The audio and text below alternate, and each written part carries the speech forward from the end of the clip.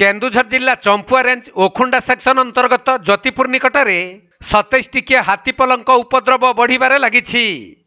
जहाँकि गत किछि दिन हेला एही हाथीपल 3 भागरे विभक्त होई ज्योतिपुर बीट अंचलर बालीपसी निशागड़िया और मौदी अंचल एकर एकर धान फसल नष्ट करने सहित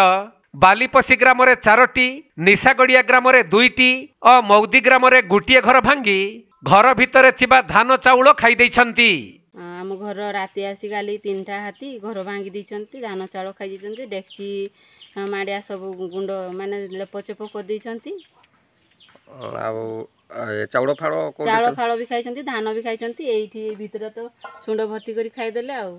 केते बड़ा आस्तिले राति राति 9टा 10:30 पाखापाखि 10:30 11 पाखापाखि फॉरेस्ट वाला सांगरे थिले ना सांगरे थिले से माने एपट सेपट हाथी हे गले बेलकू आउ केते देखिबे एपट सेपट हे गले आउ एठी हजाई देले पाखरे एठी हजाई गला बेलकू आसी गाम घर खुशी। तबे वर्तमान एही हाथीपल 2 भागरे विभक्त होई 24टी हाथी वर्धना जंगल रे रहिथिबा बेले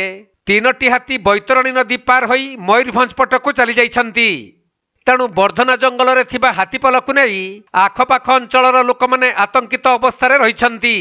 तबे वन विभागर कर्मचारी माने हाथीपल उपरे तीक्ष्ण नजर रखिथिबा जणा पड़िछि। की हेजी गतकाली हाथी माने की करछंती हाथी माने आमे खाई सारिथिनु हाथी माने आसेने आ एई बांगरी पोसबाटू घरटा भागी देनै मोर आ एते हैरान रे मुई बनैथिली मु रांडैलु आ केतना हाथी थिले हाथी 7टा थिले आ की खाइछंती चाउल खाई देले 50 किलो आ धान थिला गुटे गुरा ये सार बुरा रे चाउल 50 किलो।